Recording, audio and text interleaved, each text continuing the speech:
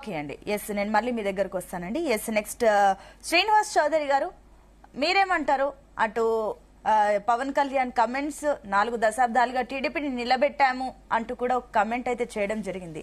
దీన్ని ఏంటి టీడీపీ ఏ రకంగా చూస్తుంది? లేదంటే కొత్తగా మళ్ళీ ఏమైనా రాజకీయాలు మీ మధ్య ఏమైనా విభేదాలు స్టార్ట్ అయ్యాయా? ఏదన్నా దీన్ని అసంతృప్తిని ఈ రకంగా వేదిక పై నుంచి ఏమైనా పవన్ కళ్యాణ్ చెప్పారా? ఏంటి ఏమనుకోవచ్చు? మొదట మీకు జీ తెలుగు ప్రేక్షకులకి అలాగే ప్యానల్ ఉన్న పెద్దలందరికీ కూడా మొదట నమస్కారాలు, శుభోదయం. జనసేన ఆవిర్భావ సభ ఒక చారిత్రాత్మకంగా చేశారు. వాళ్ళ పార్టీ కార్యకర్తలు చేసిన విజయాలు, వాళ్ళ కష్టాలు, అలాగే అనేక అంశాలపైన ప్రస్తావించారు. ఇది వాస్తవంగా కూడా ప్రతి పార్టీ కార్యకర్తల ఉత్సాహం కోసం, ప్రతి పార్టీ కార్యకర్తల అభినందన తెలియజేయడం కోసం, గెలుపుని ఆస్వాదించడం కోసం చేస్తున్న రాజకీయ సభలు. ప్రతి పార్టీ పెడుతుంది గెలుపు, ఎందుకు గెలిచాము దాన్ని తర్కించుకోవడం కానీ అనేక అంశాల పైన డిస్కస్ చేస్తారు. సో వాళ్ళు నిన్న వాళ్ళ ఆవిర్భావ దినోత్సవం కాబట్టి మేమైతే మహానాడు, వేరే వాళ్ళైతే రకరకాలు జరుపుకుంటారు కాబట్టి రాజకీయ పార్టీగా వాళ్ళ కార్యక్రమాలు, జరిగిన విజయాలు, దానికి ఫలితాలు, ఎవరు కారకులు, అనేక అంశాలపైన చర్చించుకుంటారని నేను అనుకుంటున్నాను. అయితే ఇక్కడ పవన్ కళ్యాణ్ గారు మాట్లాడారు, నాగబాబు గారు మాట్లాడే విషయాలపైన నేను స్పష్టత ఇవ్వచ్చు. ఒకటి, జనసేన, తెలుగుదేశం పార్టీ, బీజేపీ మేము ఎన్డీఏ కుటుంబంలో భాగంగా మా నాయకులు, అధినేతలు నిర్ణయం తీసుకున్నారు. దానికి తగ్గట్టుగా ఎవరి స్థాయిలో వాళ్ళు కష్టపడ్డారు. ఎవరు గెలుపుకి కారణాలు అని నిర్దేశించుకోలేదు. ఏది కూడా లెక్కలు స్టాటిస్టికల్ గా ఉంటాయి. సో 175 సీట్లకు గాను 164 సీట్లు గెలుచుకున్నాం. 21 సీట్స్ 100% సైకిల్ రేట్ తో జనసేన గెలుచుకునింది. 2 ఎంపీలు గెలుచుకున్నారు. ఇవన్నీ కూడా టోటల్ గా మా కూటమి యొక్క విజయం.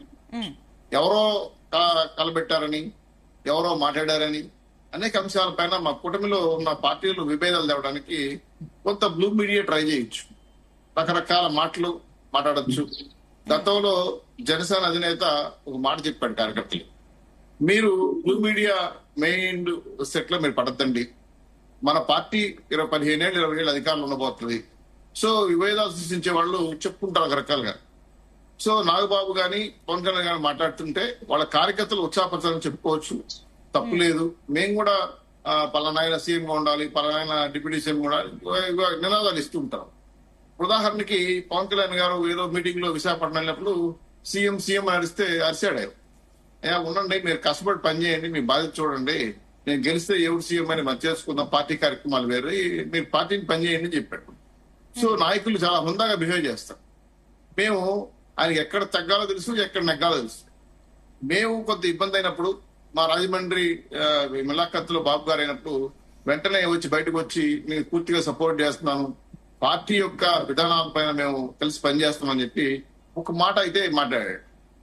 పార్టీ జనసేన పార్టీ ప్రభుత్వ వ్యతిరేక ఓటును చీరలేనని ఒక గొప్ప నినాదం తీసుకొచ్చాడు. అది ఒక రకంగా చెప్పాలంటే ఒక వేవ్ లాగా వెళ్ళింది, పార్టీలో పనిచేసింది. అలాగే పార్టీ నాయకులు కూడా, పార్టీ కార్యకర్తలు కూడా పూర్తి స్థాయిలో వాళ్ళు తీసుకున్న నినాదాలపైన, వాళ్ళు తీసుకున్న నిర్ణయాలపైన కట్టుబడ్డారు. మీరు సీట్లు ఇచ్చినా, ఇటు సీట్లను ఇచ్చినా, కొన్ని సీట్లు బీజేపీకి ఇచ్చినా, కొన్ని సీట్లు టీడీపీకి తీసుకున్నా కూడా ఎక్కడ కూడా మా వివాదాలు రాలా. కొన్ని సందర్భాల్లో త్యాగాలు కూడా చేశారు. కొన్ని సీట్లు మాకు కావాలంటే వాళ్ళు కావాలన్నా మా వాళ్ళు కావాలంటే, ఇవన్నీ కూడా మా సమైక్య బంధాల్లో భాగంగా తీసుకున్న నిర్ణయాలు. మాకు ఎవరికి ఎటువంటి ఇబ్బందులు లేవు. Telugu Desam party, Janasena, BJP party 15 ఏళ్ళు 20 ఏళ్ళు అధికారులు ఉండాలనుకున్నాయి కాబట్టి చిన్న చిత్తగా వస్తుంటాయి. 5 ఏళ్ళు సమానంగా ఉండవు కాబట్టి అవన్నీ మా ఇంటర్నల్ ఇష్యూస్. ఏదైనా ప్రాబ్లమ్స్ అంత సీరియస్ గా ఉంటే మేము పరిష్కరించుకోగలం. పరిష్కరించుకోలేని స్థాయిలో పార్టీ కార్యకర్తలు, నాయకులు లేరు అని అనుకోవడం పొరపాటు. ఎవరైనా దాన్ని గతంలో ఈయన ఉలుబా లేకపోతే కొంచెం విదేశాలకు వెళ్ళాడు. అదేవిధంగా పవన్ కళ్యాణ్ గారు కూడా సనాతన పైన కొంత బయట టూర్లు అంటే గుళ్ళకి వెళ్ళాడు. ఆ సందర్భంలో చాలా మాటలు మాట్లాడారు. పవన్ కళ్యాణ్ గారు అందుబాటులో రాలేదు, పవన్ కళ్యాణ్ గారు గమ్మున అయిపోయారు, ఫోన్లు ఎత్తలేదు, అనేక గాసిప్స్ తీసుకొచ్చారు.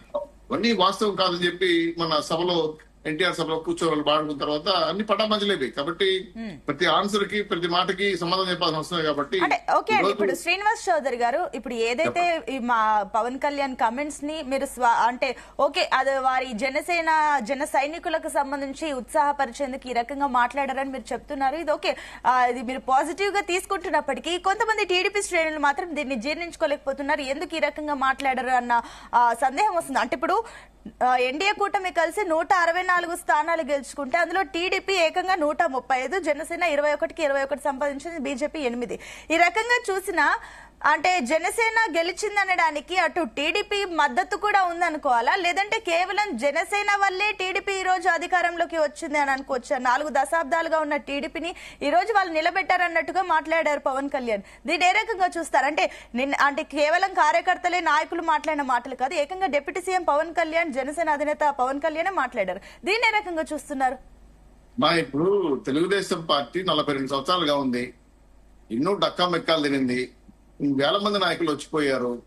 దాదాపు రాష్ట్రం చిరిపోయేటప్పుడు చిగురుటాకలా ఒడిగిపోయింది. దక్షిణ భారత అంశం విషయంలో కూడా చూసాము. అదే బర్ణంలాల్ బర్తరఫ్ చేయడం చూసాము. ఎన్నో కష్టాలు పడిన తెలుగుదేశం పార్టీ కార్యకర్తలు పార్టీ నిలబెట్టేదానికి కష్టపడ్డారు, జెండా పట్టుకున్నారు, మోసారు. ఇన్ని రోజులు ప్రయాణంలో ఎన్నో త్యాగాలు చేశారు, ప్రాణాలు ఇప్పించారు. పార్టీ యొక్క విధానాలు వేరు, జనసేన పార్టీ యొక్క విధానాలు వేరు, వాళ్ళ యొక్క కార్యక్రమాలు పార్టీ కార్యక్రమాలు వేరుగా ఉంటాయి. కాబట్టి ఎవరో ఒకరు నిలబెట్టారు, ఎవరో ఒకరు నిలబెట్టలేదు అని చెప్పి కరెక్ట్ కాదు. మీరు సమిష్టిగా ఎలక్షన్కి వెళ్ళాం, ఎవరు పాత్ర నిర్వహించారు, ఎవరు గొప్ప ఎవరు తక్కువ అని అనడానికి లేదు. కూడి 100 పాళ్ళు వాళ్ళు కష్టపడారు కాబట్టి సెక్రటరీ వచ్చింది. ఇప్పుడు కూడా ఇంకో విషయం కూడా ఏంటంటే జనసేన, తెలుగుదేశం పార్టీ, బీజేపీ నాయకులు గతంలో కూడా డిప్యూటీ సీఎం ఎవరి పైన గొడవ పడ్డారు. దాన్ని తెలుగుదేశం పార్టీ క్లియర్ చేసింది, ఇది కరెక్ట్ కాదు, ఆ నెల నివారించారు. సో ఆ స్థాయి వివాదం వస్తే మా పార్టీ నాయకులు కూర్చొని మాడుకుంటారమ్మా, ఆ సమస్యలు ఏమి లేవు మాకు. మేము 20-30 ఏళ్ళు అధికారం ఉండడానికి మా యొక్క ప్రణాళికలు రచించుకున్నాం, కానీ మా యొక్క ముందు కర్తవ్యాలు వేరే ఉన్నాయి. ప్రజలకు ఇచ్చిన హామీలు సూపర్ 6 కావచ్చు, లేదా అపర నిర్మాణం కావచ్చు, అదే విశాఖ జోన్ కావచ్చు, అదే విశాఖపట్నం, ఇవన్నీ అభివృద్ధి కార్యక్రమాలు మా పైన 2 కళ్ళుగా కనబడుతున్నాయి. అభివృద్ధి, సంక్షేమం, దాన్ని తీసుకెళ్ళడానికి రాష్ట్రాన్ని అభివృద్ధి చేయడానికి కష్టపడతా కానీ కాన్సన్ట్రేషన్ పెరుగుతా కానీ ఇటువంటి చిల్లి విషయాలపైన జోక్ చేసుకోవాల్సిన అవసరం లేదు. సమస్య కాదు. కాబట్టి ఏపీ ప్రజలు కూడా కూటమి ప్రభుత్వం కలిసి కట్టుగా ఉండాలని కూడా ఏపీ ప్రజలు కూడా కోరుకుంటున్నారు. ఎస్, మళ్ళీ మీ దగ్గరకు వస్తానండి. మమ్మల్ని గెలిపించారు, కలిసి ఉండమని చెప్పి గెలిపించారు, కాబట్టి వాళ్ళని గౌరవిస్తున్నాం. ఎగ్జాక్ట్లీ, ఎస్, అవును. ఎస్, ఇక